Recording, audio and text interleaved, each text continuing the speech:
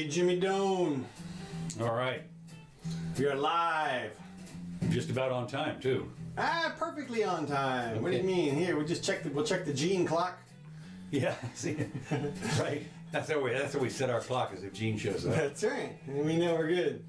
Hey, everybody, this is Counselor Curtis and Jimmy Doan. This is the Jimmy Doan Show. We do this live twice a week at 4 p.m. Hey, Cousin Bill. Good to see you. And we post it also on YouTube right afterwards with some nice time stamping on all the subjects. So you can skip around if you like.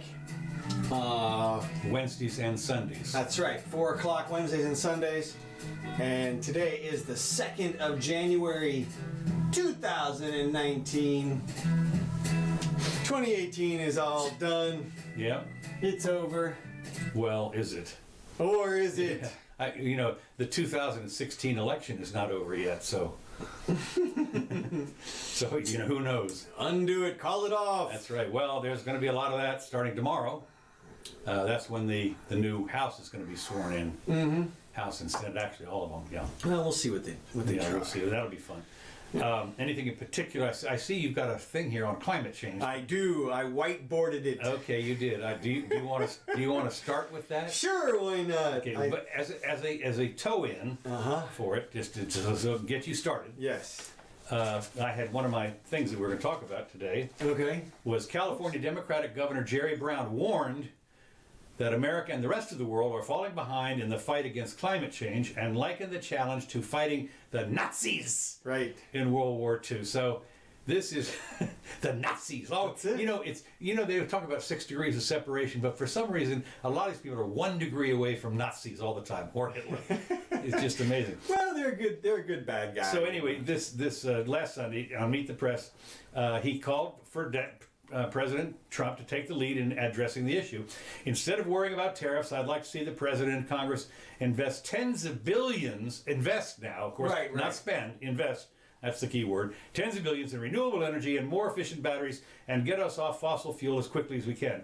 I would like to point out that it took Roosevelt many, many years to get America willing to go into World War II and fight the Nazis. Well, we have an enemy, same one, maybe different, but perhaps very much devastating in a similar way, and we've got to fight climate change, and the president's got to lead to do that.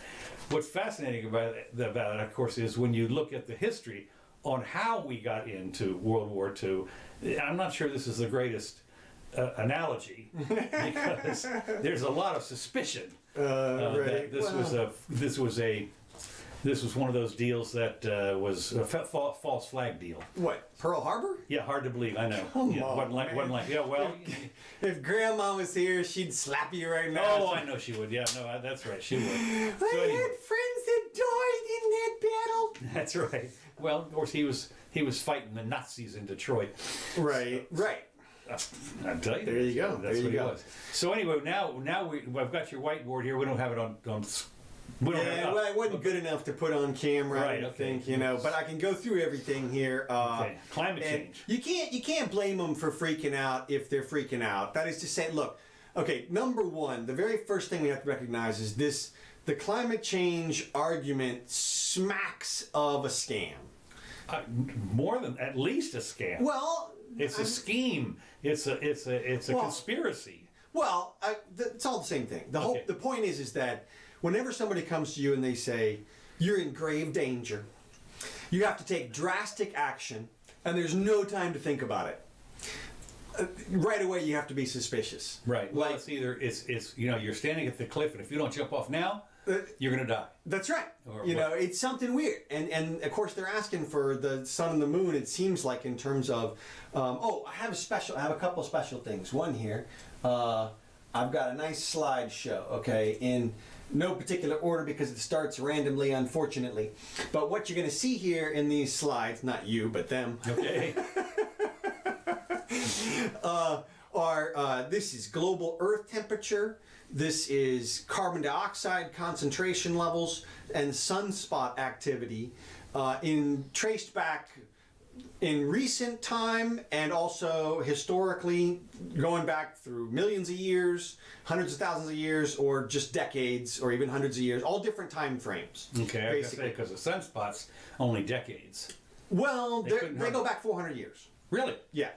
And people have been watching the sun since Galileo, basically. Now, there were sparse records back then. I mean, Right, there's 5 people counting or something. Yeah. But the good news is about sunspots is there's only one direction to look. You know, they're either Right. there or they're not. You know, it's like that's not falsifiable evidence, and we'll get to that in a minute because I think it's critical.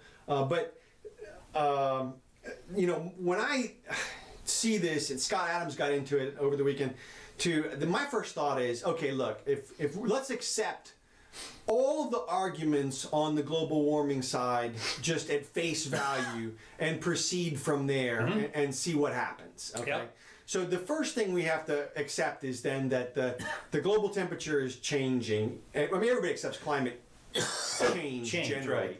Right. The question is it warming? And I think everybody accepts that as well. The next thing is how much and how fast. And those are big issues of contention right now. If you look around the web, you want some water or something? No, I think I'm not going to get a cup of coffee here.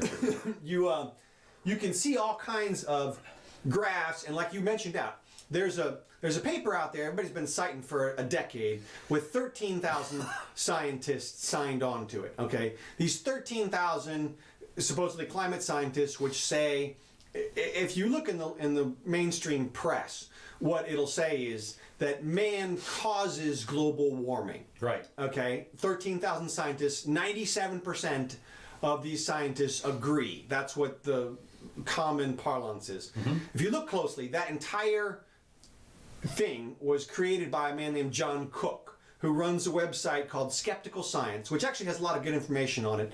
But he's the guy that distilled the 13,000 papers. And what he did was he reviewed the abstracts of the papers, not the papers themselves. Right. And his conclusion is not that, or the supposition that he makes is not that man causes warming, but that man may influence the warming. Okay? So that's where that all comes from. So right away, that's a big difference between man causes it and man may. Well, not only that, of course, when you're quote examining this number of abstracts, he's probably doing it with a computer. I mean, he didn't read them all. You know, the abstracts can be quite lengthy, and so he was probably looking for keywords. Right. That's exactly correct. And he got to type in the keywords, and that's also how he selected the papers. Right. And of course, that is a self-selecting process. Absolutely. Right there in and of itself. So that's an unscientific way to compile. What? Yeah, and not only that, but let's be clear. Just because there's a consensus about a scientific thing does not make any of the individual scientific studies any more accurate. Before Kepler, the consensus was. That's right. I mean. That's right. I mean, they locked up one guy in his house for his life because he came out with the. Seriously. Yeah. So consensus means nothing. But if you want to argue consensus, there's the 31,000 scientists on the other side in the paper that you just mentioned. Now, the knock on that 31,000, now what that is that's a compilation of, it's 31,000 people with degrees in some type of science-related field. Okay. The knock on that is that most of them aren't climate scientists, and most of them aren't PhDs. Okay. But still, I think like either 40 or 60% of them are PhDs. So you gotta kind of give them some weight. You can't throw out all together the baby with the bathwater. Watch me. Well, right, exactly. Well, then you can turn to NASA, and I think we all trust NASA in a lot of it. No, eyes roll. Okay. Eyes roll. Yeah. Well. Okay. Okay. When I hopefully this has gone through one cycle here, so I'll take us back to the fire and ice level here. Beautiful. You're in the snow, I'm in the fire. Okay. Right. So NASA contends that there is a consensus. Okay. So I'm going to accept that for purposes of this argument right now. Okay. That the Earth is warming. Okay, and that there's this consensus about it. Okay. Now, then there's some suspicious things on NASA's website. For example, it says that the warming means longer growing cycles. Right. Well, that sounds like a good thing. Yeah. And then it also says, at one point, it says the current warming may entirely avert the next ice age. Mm-hmm. Also, a good thing, sounds like.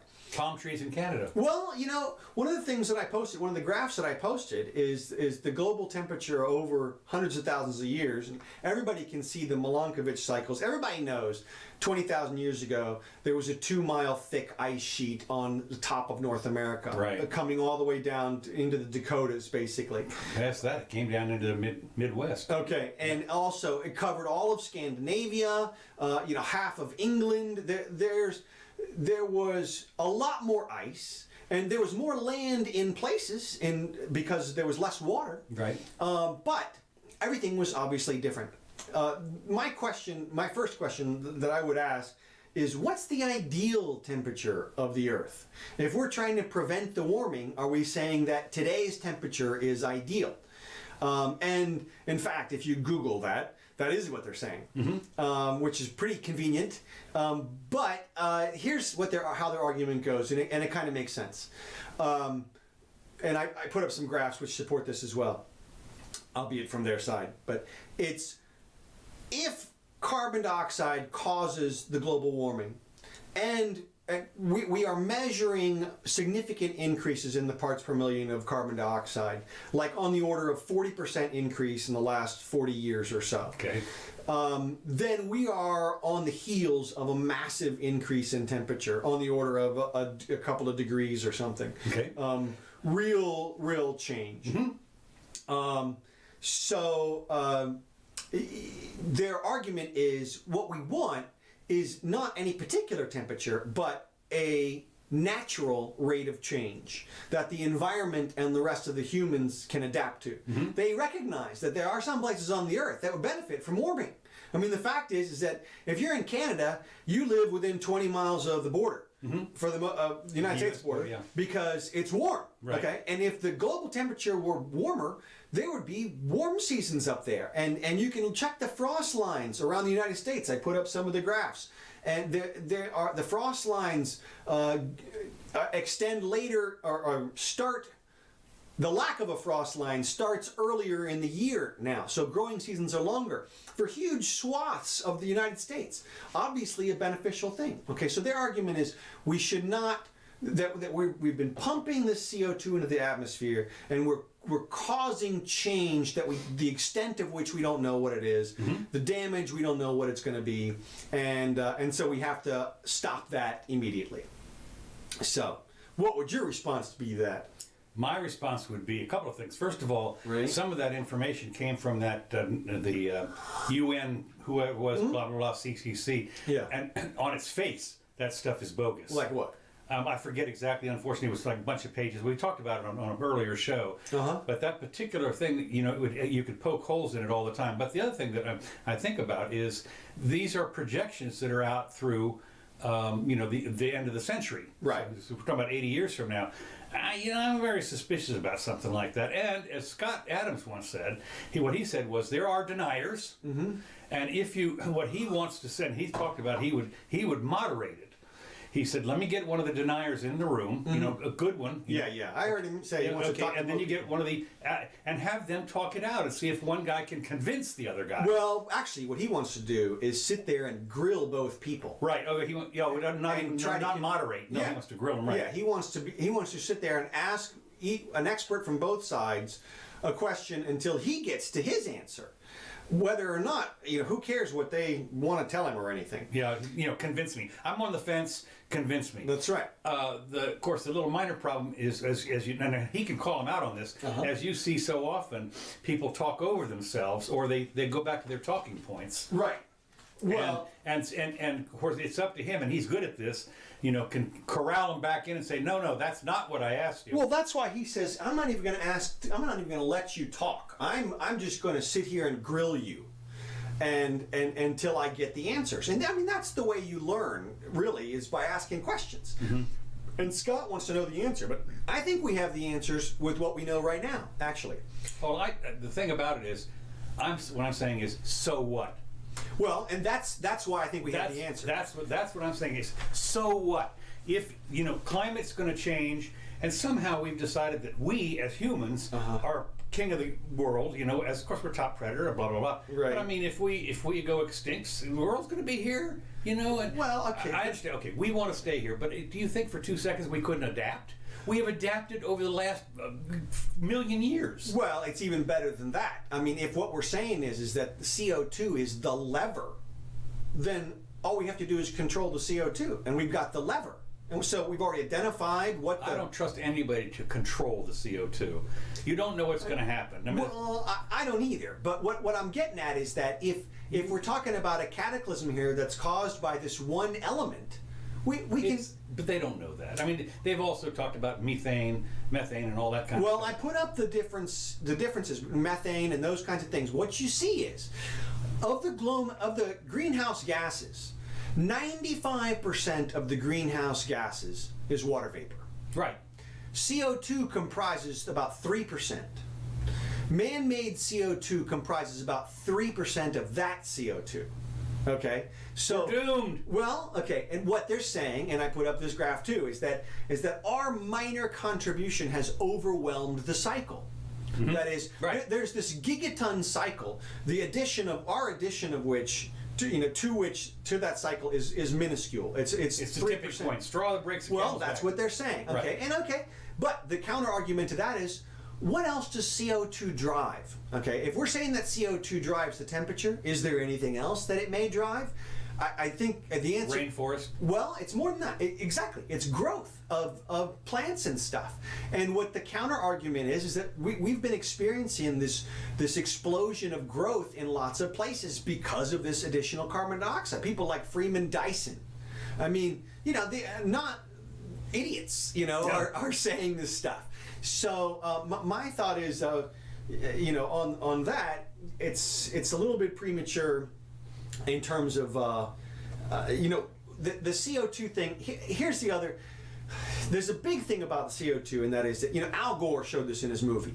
He puts the temperature graph up there, and he puts the CO2 concentration graph up there, and they overlap identically perfectly. Okay. Now, what we know as scientific people is correlation is not causation. Right. Okay. So just because there's an exact overlap does not mean that one causes the other. Right. Because the other one could cause the first one. Right. Okay. And in fact, that's one of the arguments online when you go into the videos, is that the temperature of water controls how much CO2 can be dissolved in the water, such that if you change the temperature of the water, you necessarily change the concentration of CO2 around the water. So in other words, the CO2 is completely driven by the temperature and not the other way around. Okay. Now, how do we know? We don't know. It's impossible to know. This is all in the weeds. It is, but there's one thing that's pretty clear. Okay, get me out of the weeds. I'm going to get you out of the weeds. You look at the solar cycles. Okay. Now, I don't care what anybody says. The Earth lives in the sun's environment. Okay. It's in the solar sphere. Okay. And whatever that happens to the sun happens to the Earth. If the sun blows up, we die. Okay. No question about it. I'm going to accept NASA's claim right now that they know everything about the sun, even though they've been studying for 400 years, just for purpose of the argument. Okay.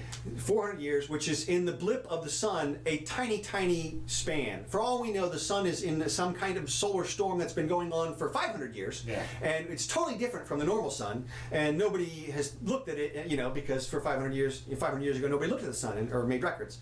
But be that as it may, let's assume for a minute the sun is perfectly stable and that they know exactly what it is. There seems to be, from the graph, a correlation between the solar cycles and the temperature. Now, here's one thing we know. The temperature on Earth is not driving the solar cycles on the sun. Oh, really? Okay. It can't. So if there's a correlation between the sun and the temperature, it's definitely being caused by the sun is causing the temperature, not the other way around. Okay.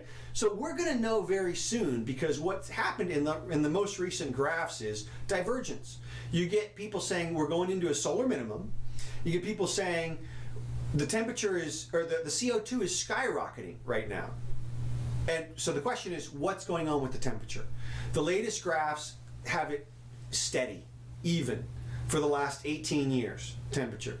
So either in 10 years we're going to know. Either we're going to get a spike in temperature because the CO2 is driving it, and the CO2 has gone up tremendously in the last. So what? Well, I'm with you. Well, it's still that I'm getting to that in just 1 second. Okay, because Okay. what they're talking about is taking my money to try and get some calamity that may or may may not happen Well, in that's 100 years. the end of it is, and I was just going to wrap it up. I mean, Good. Good. We're Sorry. in the weeds here. No Well, offense. not We've lost really. all our listeners. I mean, if you think about the solar cycles, and it has to be the solar thing. If there's a correlation, if solar cycles are supposed to be dropping off right now, and carbon dioxide has gone through the roof. So whichever one the temperature follows, we're going to know. But here's what you just said. Who cares? Because one of the graphs I put up shows the minuscule, even by NASA's standard, the sea level raise and temperature raise, even up to 2100, which is 80 years from now, is tiny. It's negligible, okay? So in other words, we have 80 years to react to this entire thing. And the final thing is that we've got graphs of where all the CO2 comes from. Most of it comes from the production and the use of energy, which we're going to have substitutes for this century. So even if carbon is a problem, it's not going to be by the end of the century, even if we don't do anything about it in terms of a big concerted effort, so... Again, of course, I'm not going to be here, so I'm not worried. Mm-hmm. What about your grandchildren? And you, blah, blah, blah. Okay, yeah, well, let them take care of it. The point is that, what if they're wrong? Well, right. If you look back at the 1870s... Governments are not typically known for being dead nuts on the money. Well, it's even worse than that. Like, you look back at the graphs, like they always tell you, weather's not climate, right? Weather's not climate. Okay. But climate is weather. Okay. That is to say, climate has to be the amalgamation of all the different weather events. I mean, it has to. That's what it is. So the question is, are we in weather right now, or are we in climate? When they talk about a spike in the temperature, is that a weather event that we're going to see the opposite? There was a spike in the temperature in California because of fire. Well, right, in that one little area. But what I'm saying is, this is what. Let me just back up here and get out of here, because this is all about scaring the crap out of people. Seriously, there are people. This is what governments do. They want to scare you to death. Look out, you're doomed. I can fix it, and it is only going to cost you a couple of $1 trillion, and I will fix it. This is to save your great grandchildren and so forth. And I'm sitting there thinking, wait a minute.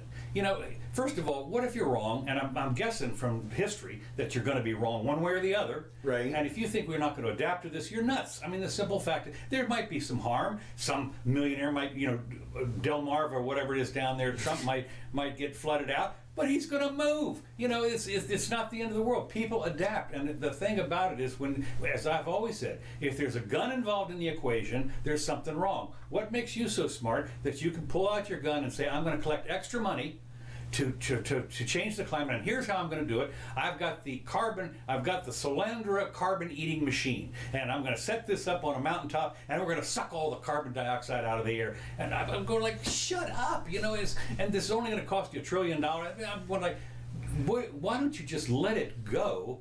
And we will work it out ourselves individually. I don't need some cadre of people in Brussels or in Washington. This is like a 0.001% of the population telling me exactly that they have the precise solution to correct this problem. It's BS. And as I say, there's people on the other side, both sides, and I'm saying, well, go ahead and fight it out, but not on my dime. And I will adapt. We've had some hot spells here in Florida occasionally. I mean, I've been around for well over 50 years in different climates, and they've changed. I mean, I remember getting a suntan in St. Pete Beach in January, no problem. Because they're nice and warm and everything. The sun was out, and I've seen certain changes in the weather seem to be systemic for a couple of months at a time, for instance. And so what? I mean, you adapt. I stay in. When you have a lot of rain, I stay inside. Or if I have to go out, I actually get an umbrella. So. Yeah. I think you're assuming then that there's no imminent catastrophe. No. No. There are so many other imminent catastrophes that we don't know about yet. I mean, what happens if the asteroid shows up, tomorrow morning, or the sun spits out one of those things happens to be in our direction? Now, one of the things that I find interesting when you talk about the sun is big.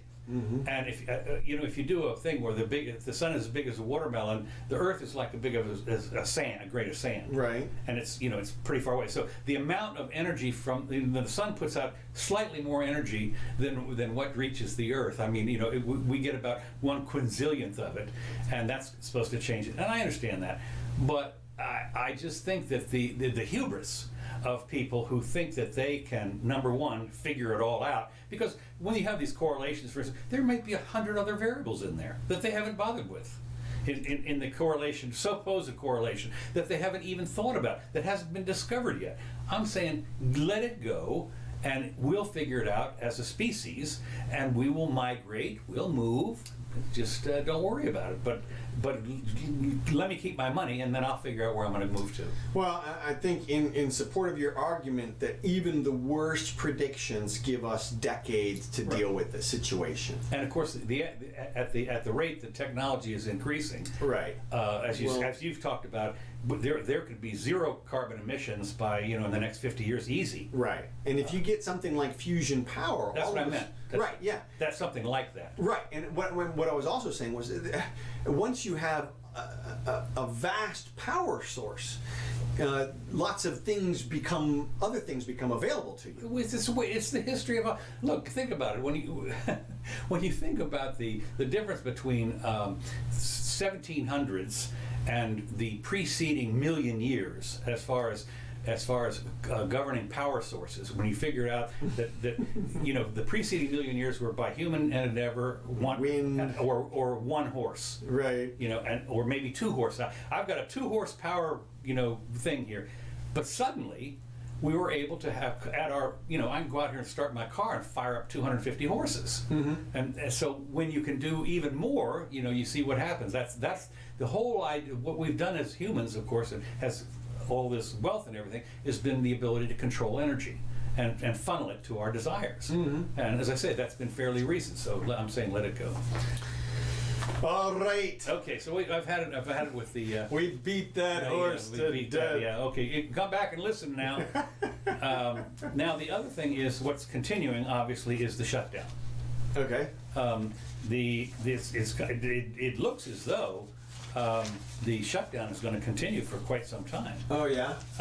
What I thought was, I did pull a couple of things here. Let me just see here. Shutdown. What is happening? The main thing about the shutdown is that what they've done is they've tried to scare the crap out of everybody. Here, I've got this one article here. In the shutdown, the national parks transform into the wild, wild west. And this is an op-ed piece, but it is one of these things that's trying to scare the crap out of you, because now you can't go to see Joshua, whatever it is, park, and people are dumping on the side of the road and they're taking It's dangerous. Huh? It's dangerous. It's dangerous now. Well, it's interesting. The parks have been shut down for 2 weeks, okay, maybe, and it's winter time, and so they talk about they're talking about the fact that the trash bins are overflowing. It's just the Wild West. It's going to damage some of the things here. The government shutdown has left America's national parks largely unsupervised. No one at the gate, no one collecting the fee, and nothing, and no ranger there who can answer your questions. People are streaming into the parks, enjoying the free access, but they're finding trash cans overflowing and the restrooms locked. Once those porta potties fill up, there's no amount of cleaning that will save them. I mean, I'm thinking, okay, you got a porta potty that's been overflowing for a week, 2 weeks. You can never clean it. Come on, it's over. Dozens of volunteers. Now, what's interesting is the market system. There's dozens of volunteers who have been collecting garbage, cleaning bathrooms, and generally keeping an eye on the park. Local business owners and park supporters are donating toiletries and cleaning supplies. Yeah. This is the market system. I mean, these people, they live there. They live there. They have to understand all the people around the park make money because they food, the bus crew, and everything. God damn, they're hiring people to go in there and clean the damn place up. Well, that's what one of the guys runs a gift shop right outside of Joshua Tree. Oh, is that right? Yeah, and so he organized people and he set up his own porta potty and well, there's another guy that said, for instance, here in Florida, he goes out on the beach every morning and picks up trash and he says, we got the trash cans right here, but people don't use them, and so I go out there every morning. pick up some trash in my little one-time reusable plastic bag, and I put it in the I put it in the, but I mean, these are people. This is what happens. And one of the things you notice in one park that's not closing is Disney. For one, because they of course they keep the place. But what I find fascinating is that people have taken it upon themselves to to clean the thing up. One of the most dramatic repercussions of the shutdown will arrive Wednesday. That's today, when the Smithsonian, having depleted its temporary funding, will close its museums and the National Zoo. Now, what's fascinating is this funding. In other words, we're talking about here less than 2 weeks since the shutdown. So they had a grand total of a 2-week reserve. Now, my question is, if they're going to shut down the National Zoo, who's going to feed the animals? I mean, you've got animals in there that need, tons of food. Well, they're... No, I know that, but I'm just saying this is the part of the scare tactic. So anyway, the park We're going to let them all go. Yeah, well, that's true. Let them run. That's that, and of course that's in kind of a ritzy part of Washington. So in Maryland, the Antietam National Battlefield in Maryland, the Visitor Center has a notice on the front door: use extreme caution if choosing to enter the park. And the big news is that the front flagpole in front of the Visitor Center doesn't have a flag on it. So they're all bent out of shape about that. What's interesting, the situation is fluid. Rumors sped Monday that Joshua Tree would close the campgrounds, and there's all kinds of problem there. Some advocates of the parks aren't happy about this situation, fearing that visitors will do permanent damage to the parks and disrupt fragile ecosystems. They'd like to see the parks permanently closed. I would rather they close than be damaged. During a government shutdown in 2013, Joshua Tree was closed to all visitors, and apparently, I don't know how long that one was, but apparently, I don't know what happened. Now, the other scare part here is they're talking about the Joshua Tree is a 2-hour drive from 14 million people in Southern California. Well, I'm not really all that worried about 14 million people showing up at the Joshua Tree thing. Is last year this one guy took his family, including 4 kids under the age of 10, to Yellowstone, where the kids enjoyed a junior ranger program. And now this year there's no ranger, and these memories are just not going to happen this year. Well, sounds horribly. No, I mean just horrible. This is the scare tactics are, and they do this all the time. Well, look, this is the game. This is the entire game. They close. Look how bad it is. It's Trump's fault. I know. Well, of course it is. Yeah, that's right. You're holding us hostage. Well, it's interesting because the last shutdown, when Obama was in there, they actually fenced off the veterans mall. Yeah. They spent all the time to build this fence. Yeah, right. And now they're telling me that walls don't work. Well, yeah. Well. But apparently, I don't know.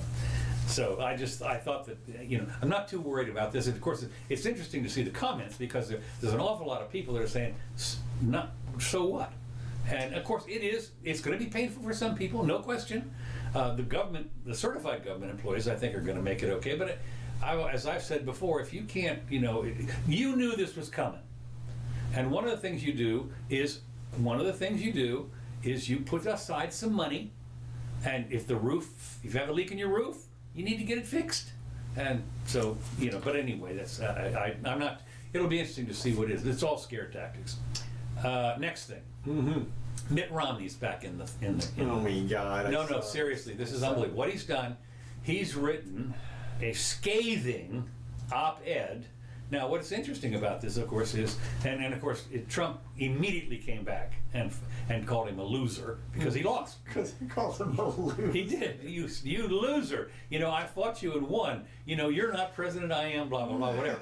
But the interesting thing is the people were jumping on this and saying, well, maybe he ought to run against Trump for president in 2020. Now, this is his foray.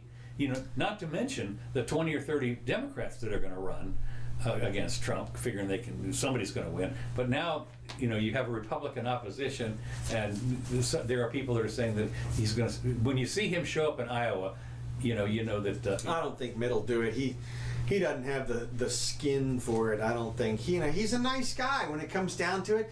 I read excerpts from his apparent scathing rebuke, and it all sounded like the American flag. There was not a single piece of substance in it. It was conclusion after conclusion. I know, but it was like I was just waiting for an accusation, and it was Right. just Trump has divided the nation. He's made everybody angry. He's not leading Korea upwards, not downwards, and he went left instead of right, and then he backwards instead of forwards. Right. And it's Yeah. like Well, it reminds me a little bit, one of the classic Dave Barry columnists for the Miami Herald was how to write a term paper, and he wrote like the first 4 or 5 paragraphs, which said nothing. Right. And this is what politicians do. They're pretty good at it. But the thing is Mitt would get his butt handed to him again. Oh, you can imagine the attacks from the Dems. I don't know. I think maybe not. They would try to get behind anybody they can. Well, that's true. They're going to be like, well, Trump's just so bad. Speaking of the election, because they're still doing the election. Trump illegally asked Russia to help him win 2016. Somebody has come out, I forget what it is, this might be an op-ed piece, but what this guy has said is this long op-ed piece, and it's absolutely collusion, Russia, because on a stump speech before the election, he got up there and said, well, if the Russians are tapping into this stuff, come on, bring me on. It was obviously a joke. Come on, go tap into Hillary's emails and let me know, and we'll. Oh yeah, this is the one that I talked about a while ago. That was the speech he made at the University of Miami. Right. And but they take this as proof positive.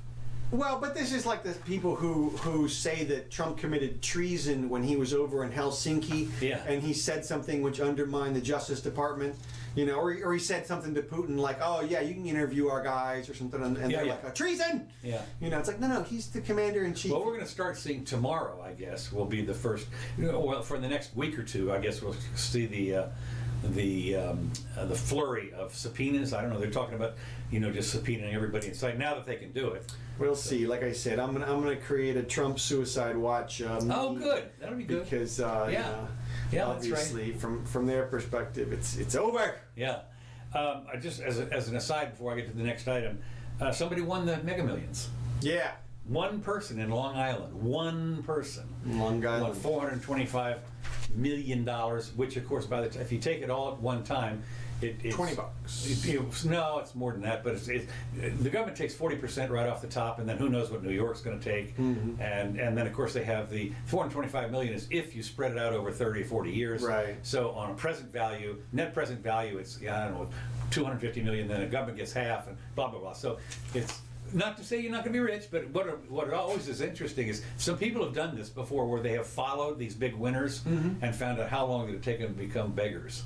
Well, sure. I mean, if you didn't create the cash, and I mean, it's what are you going to do with it? You got to give it to somebody else anyway. Put it in a bank or something. So. Okay, let me just finish off one thing. This is our first podcast or vidcast or whatever it is since the New Year's. And for those of you who watch the New Year's shows on TV, a little embarrassing. Oh yeah? Well, first of all, Anderson Cooper got drunk. Again? He did again. I mean, this guy needs help, but he apparently was chugging down tequilas, and he started weaving around and everything. Then there was this Chrissy Teigen talked about, which I didn't know what this was, vaginal steaming. This was, she said this is a thing. Going like, what? This is New Year's Eve. Well, I got my kids here. Come on, my 6-year-old, 7-year-old, we're going to stay up late tonight, watch the ball come down, and she comes up and says, and vaginal steaming. And I'm going like, Jesus, shut up, kids, don't look at this. So they apparently... well, you have to know who Chrissy Teigen is. I mean, she's a former model, and she's a big YouTube person right now. Yeah. Or Twitter. And right. She's always making comments that are being retweeted, and she speaks her mind. Yeah, she does. Well, anyway, I looked it up, and it was kind of interesting. I had to do that. I had to Google that. I'm not going to talk about it here. Yeah. Another one, Louis C.K. Ah, yes. Louis C.K. is back in the news. As you know, he kind of dissed in his comedy routine. Sold out, by the way. Yeah. Sold out. He's been sold out every time since he came back. I'd go to see him. But in a heartbeat. But he dissed the Parkland. I thought it was hilarious. It was hysterical. I mean, he's he said, "You're not interesting because you went to a high school where kids got shot." Yeah. He said, "You pushed some fat kid in the way, and now I have to listen to you talk." Yeah, I mean, You yeah. know. Well, that is actually quite prescient, obviously, but it's interesting that there's this sense now. This goes along with the whole diversity thing, from the standpoint of people have this concept that, like, if things happen to you, that you are somehow that you now have experience. It's not that And you things, have a voice. Well, right, that's what I mean. But it's not that things happen to you. It's what you do with the things. You know, it's not. You go to a school where people get shot. That doesn't make you a speaker. Or Yes, it anything. does. Well, that's what I'm saying. But It does. and it's I the mean, same it gets you with- into Harvard. Well, yeah. Well, I mean, that's the fame and popularity. You know, he's an advertising Yeah. pawn for them. So, but I'm not sure I'd want to. He should come down here and go to the University of Florida because we call this Hogtown. there you go. It's his town. 1G. So Okay, anyway, I thought that another thing about the diversity thing, a family sues Universal Orlando Resort for yes. over English-only signs. Now, what happens is, and it's kind of interesting in a way to me, here in Florida, having been to some of these venues, SeaWorld, Orlando has a couple of venues that are just millions of people literally show, and a lot of them come from South America.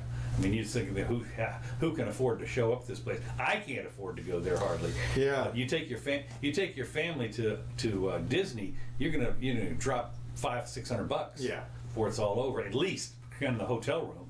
So anyway, apparently the signs at Universal are all in English, and what happened was this kid died, a Guatemalan family. Not a kid, guy.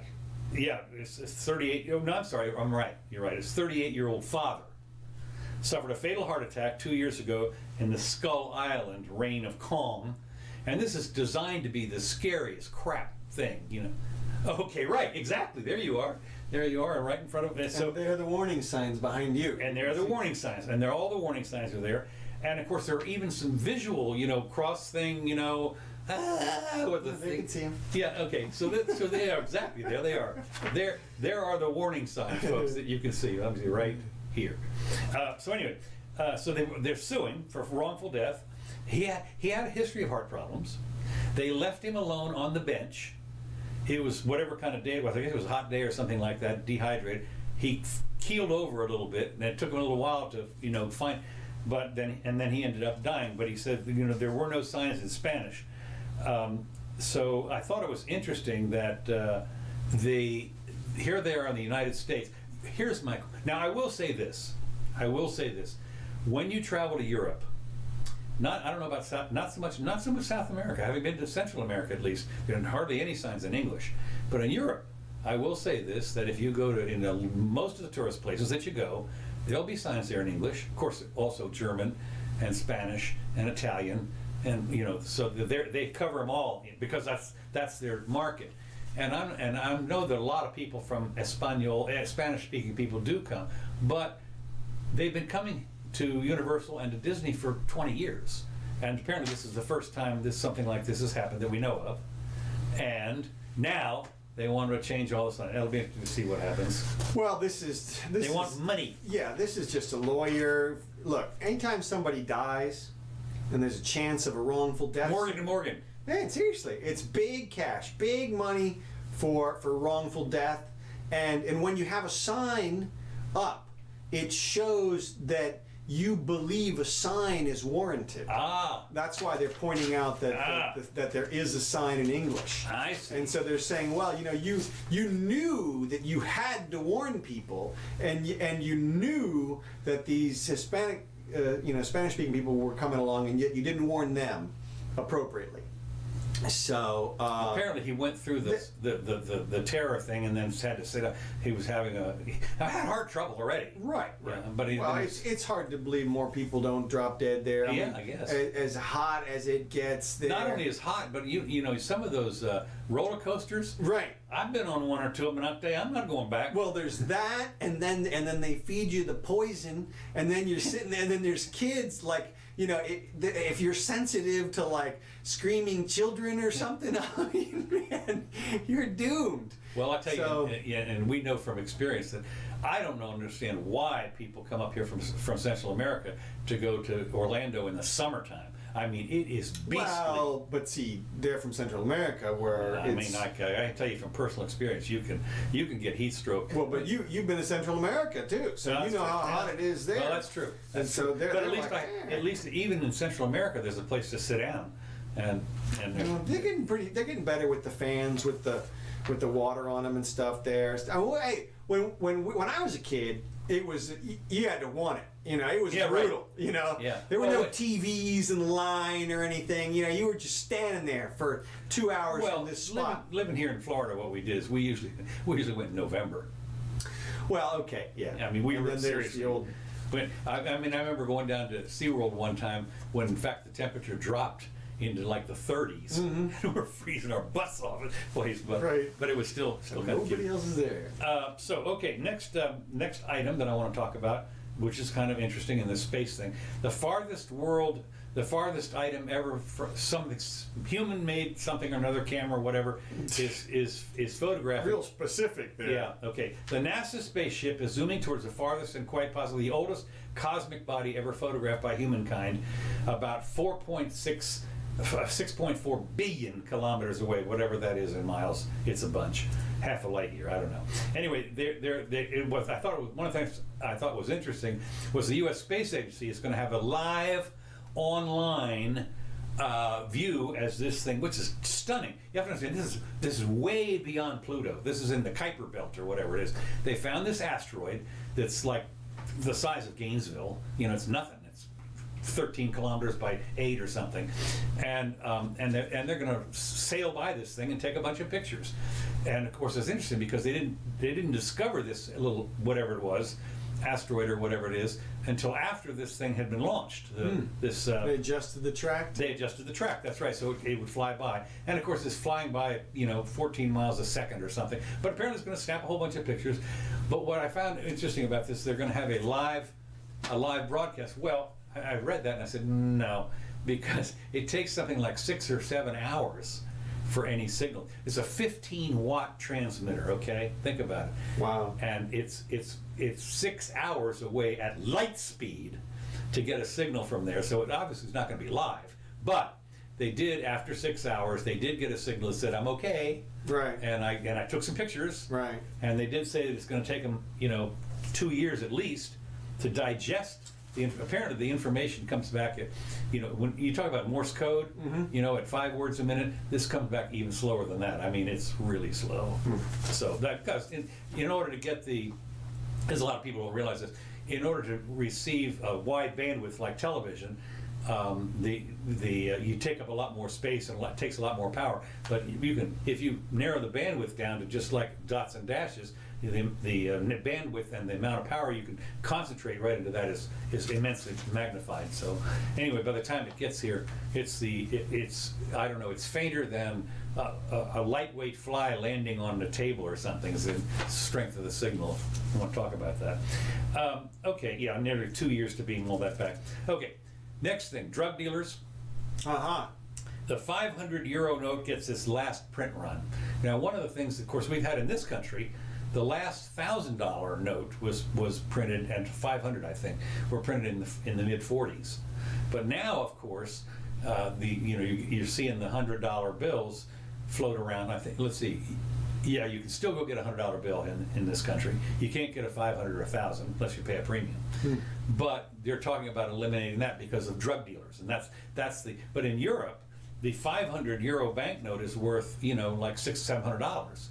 So because they can be so much smaller than 5 centime notes or whatever it would be, but still, so that in order to combat the drug things, they're going to eliminate that. And of course, the other second note that is the most wanted one are the Swiss 1,000 francs or something like that, which is a lot of people like. But it's interesting because if you want to carry around any amount of cash at all, to do anything legal even, now you have to have a big wad of stuff in order to do it.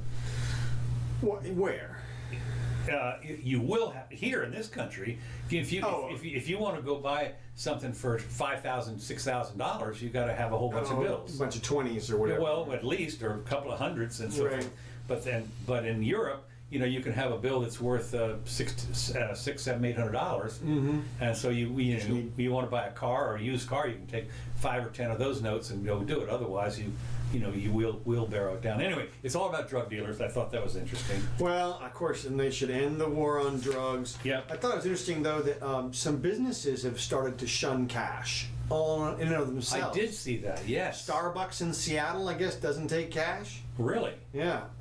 Use Apple Pay. Yeah, or something like that. Yeah. Venmo or whatever it is. But it seems to make sense. I didn't like the concept at first, but cash is physically dirty, it seems to me, as Well, it it gets is. handed around. Oh, no question. You have to wash it. That's one of the things I do like about a lot of these places. They got the little spritzer thing that you can do your hands on the counters everywhere just about. Right. But you're right about one thing the country that has done the most to eliminate cash is Sweden. They almost everybody uses it. But of course, what people are saying, the privacy people are saying, is that all that means is the government can track you. Whatever you do, if you make any kind of purchase. Yeah, well, they can track you anyway. I mean, to me, the big fear is you wake up one day and your bank account says 000. Right. Well, they did. Interesting. You should mention that. That sort of happened to me on my PayPal account a little bit, but that was another thing entirely. But they did that in Cyprus. They took they docked everybody. They docked 20% of their savings, right off the top. You wake up one morning, I had whatever Cypriot money is, and then you didn't have all that. Whoops. But my thought is they can do that anyway, so it doesn't. Yeah. Another thing we talked about a little bit about in California about Jerry Brown and warned the Nazis and so forth. Interestingly, I wanted to mention there's a video of Jerry Brown from like 40 years ago saying exactly the same thing. Oh, is that right? Yeah. How much the dent has he made in things in 40? Again, when you see He did that, not. that is one thing that people do. People don't pay attention, but you go back to see what pronouncements were made by people, and Obama, for instance, made, or Bush, or so, and then today, exactly the opposite. I mean, you can hold side by side, and you're saying, but you flip flopped, and that's what they talked about. Romney was flip flops, but in today's thing, everybody can tape everything, or not tape, record. But you can get called out all the time. But no, they don't care. I mean, so that's what I believed then, but not now. Okay. Yeah, well. The other thing that in California is the Women's March, and actually not only in California. I think there's one here has been canceled for being overwhelmingly white. So they have the problem was that they were having it at a place in a town or something that is like 67 or 70% white, and they couldn't get enough diversity. Must have been a lot more than that, because those towns out there are like 2%, 3%. Humboldt County is 74% non-Hispanic. This is in Oh, okay. Humboldt County. yeah, wherever that is. But- That's up north. yeah, right. It's Okay, 74%. Okay, I was thinking, Oregon and Washington. Those places are yeah, super white. yeah. So the next thing, we're talking about the other thing is that starting tomorrow, they're going to be sworn in. The big deal. The House Democrats are going to push for more diversity in the top corporate ranks. What they want to do is they want to pass a law that says if you're a company, and of course there'll be some cutoff, 500 employees, whatever it is, you must have, by law, or we will arrest you, a certain amount of diversity in your board of directors. Certain This number of to me women, is so Hispanic, wrong blacks, on gay. so many levels. Oh I mean, my I God. can't understand how we are still in a time, and in fact, it's ratcheting up, whereby these Title VII things are used against people. That is, your race, your gender can be used against you because they're gonna pick somebody else. They're gonna favor a different race just because. Well, there's not a on hierarchy. merit at all. There's a hierarchy. No, I know the intersectional hierarchy Right. and everything, but to me, it's just fascinating that anybody would even attempt to use that. It goes back to what I was saying earlier about the experience thing. Just diversity just because you're of this or that ethnic background doesn't mean you had any type of experience one way or the other. Yes, it does. Yes, it does. And it doesn't mean you came through that experience in any one way or the other. Yes, yeah, oh, no. You don't know what you're talking about. Right. So to me, it's just fascinating. You bring this perspective to the law. So here you are in the House of Representatives, and you were brought up as a Muslim or a Hispanic or something in Michigan, and now you can address those concerns from your culture or your persona or your history in passing a law that has to do with global warming or something or whatever. Yeah, I understand the argument.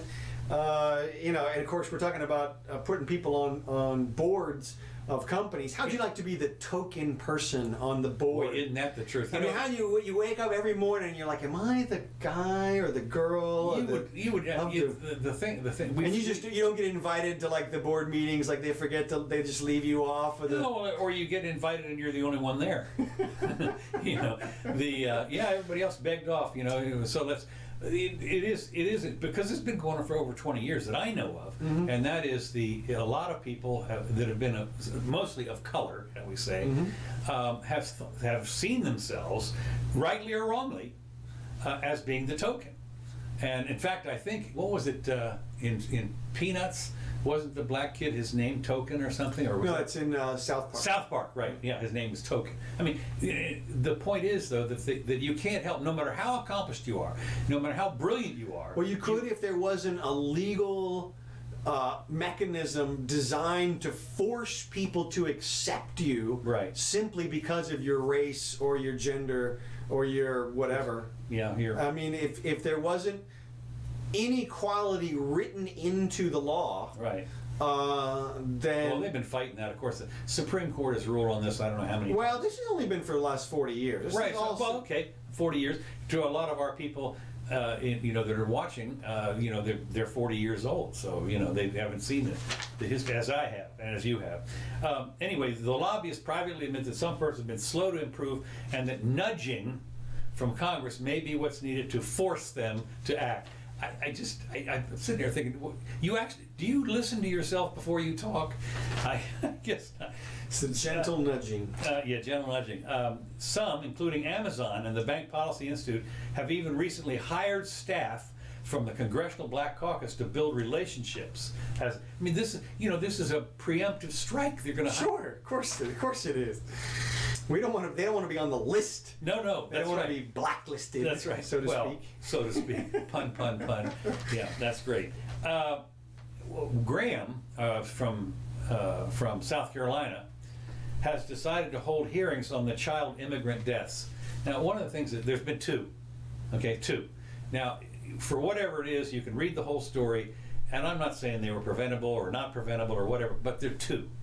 Okay, now they're going to tie up the greatest deliberative body in the world, 100 people, to discuss the deaths of these two kids. Right, because clearly regional law enforcement can't handle it. Right. Clearly nobody in the state can handle it. Right. They have to go to Washington. The feds. And go to the top. It's remarkable. First of all, I dispute that there's only two deaths. Two that made the news. Right, exactly. Two high-profile child deaths is what's happened here. And of course, the Trump haters have basically said Trump went down there and knifed them. Right, exactly. Both of them. He gave them a smallpox blanket. Right, absolutely. And they killed them. Right. Yeah, right, on purpose.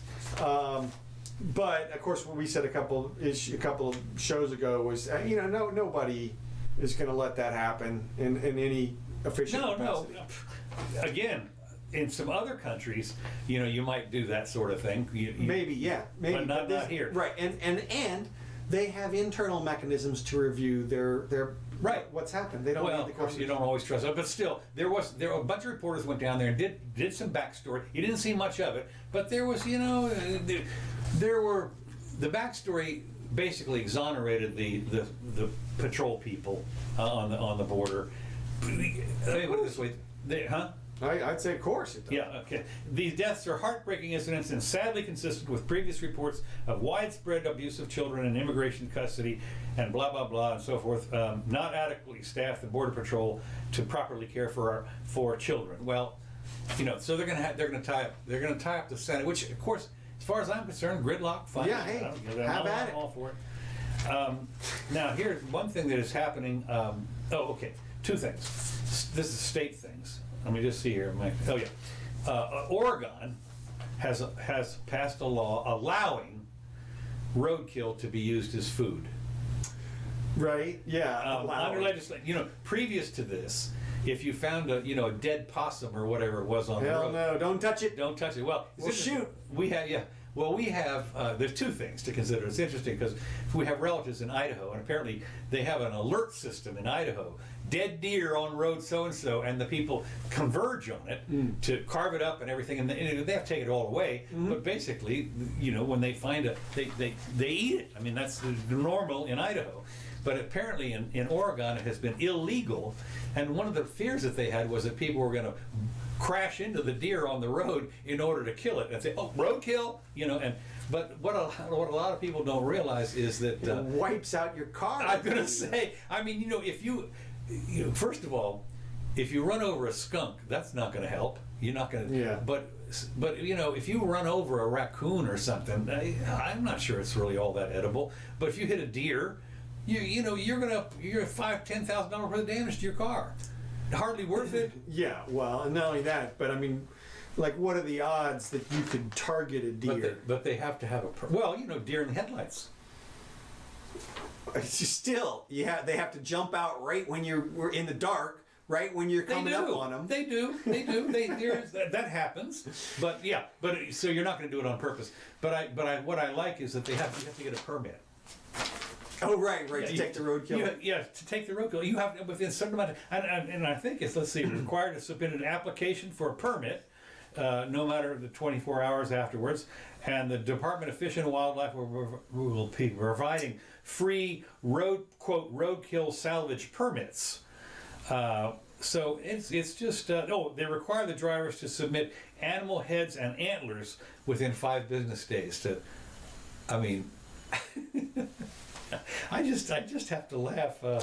That's okay. You can go get that roadkill. We're going to need those antlers and them hooves. Right. That's right. Okay, and it was one of the things that there was a news article, really good one, that I snagged. Geez, for 5 o'clock, and it was a story about the West Coast, with the West Coast Guard being the only branch of the military whose members may go without during the current government shutdown. The service has itself decided to resell nearly $1 billion worth of cocaine seized in the past 6 months. That's fake news. I know it is, okay. But for a second, actually, I said, who's going to buy this stuff? So I went, that was my question. For a nanosecond, I actually almost sort of semi-believed it, and I actually clicked over to the story. Right. And they showed a picture of, 40 Coast Guard-y people with pallets of cocaine. I'm thinking, and the article was written and newsworthy and everything, but it's like those people are like the Onion or whatever. I know, but I thought it was pretty well. It actually caused me to click through, just because I'm gullible. Sucker. Yes, sucker. That's right. So anyway, that's pretty much what I have. I had one thing on Pam Bondi, but I don't want to talk about her. Oh yeah, well, and that thing was she supported basically she wrote an appellate brief. 57 pages. Yeah, well, look, that's brief. Well, it's kind of brief, but just to cover that real quickly, she's just doing what she has to do. She's our Attorney General. Yeah, and she's just doing what she has to do because what it was is John Morgan and those guys, who's a big attorney in the area, filed a lawsuit, a declaratory judgment lawsuit, to determine whether or not medical patients could smoke medical marijuana. Right. Okay. Yeah. Because what we have here is a system that we passed a constitutional amendment in the state that says that all means necessary are going to be available to the patients, and access shall not be denied. This broad, sweeping kind of language. Right. And then we have statutes which say you can't smoke the actual flower. You can get the oil derivative or the wax derivative or whatever, but. Morgan and them are just basically trying to use the courts to legalize actual smoking of marijuana. Well, and she's filed a thing said no. right. And she's probably right under the law, but we'll see. You know, they made an argument, so you know, go one way or the other. All right, let me see. I guess I don't have anything. It's too late. Well, one thing I just wanted to say real quick because it's gone by a couple of times. Did you see where the Der Spiegel guy came out and admitted to faking a bunch of stories? Yes. Yeah. Yes. I mean, he'd won awards. Yeah. I mean, he was the Der Spiegel. It's German. It's like the German Time magazine. It is. And The New York Times. Yeah. Well, no. I think Der Spiegel is a magazine. Oh, okay. I think. Pretty sure. And but and Der Spiegel stands for the something. So it takes for the Spiegel. Well, yeah, it stands for this. Der is the, and the Spiegel is whatever. Okay. So anyway, yeah, but he has falsified tons of stuff, and they finally nabbed him. Right. Well, yeah. Well, we'll see. So news is fake. You never know. That's All the right. trouble. Yeah. Well, hey, ladies and gentlemen, thanks for joining us. We appreciate it. Bill, Nick, Jeff, Buddy, Jody. Hope you enjoyed it a little bit. Hope you didn't get too far in the weeds on our. Man, that was necessary. Okay, well, You never know. we'll refer it in the future. Special thanks to Kevin MacLeod for this track, which is Whiskey on the Mississippi, actually. And the other one, Cold Funk, earlier. We appreciate it. So we'll be back Sunday, Yes. if not before. There might be some breaking news. You never can tell. We'll have to pop right. up here. One of the things I did find is when I go onto Facebook, if it's for a short thing, we usually get this usual cadre of people that'll show up anyway. So let's see. Anyway, so they're going to be on YouTube a little later in about an hour. Yeah. Okay, with the delineated. Now, what you can do is you can do the first marker and say, we talked about climate change forever. Yeah, exactly. Skip that one. Skip that one, yeah. So, all right. Well, hey, thanks, y'all. Appreciate it.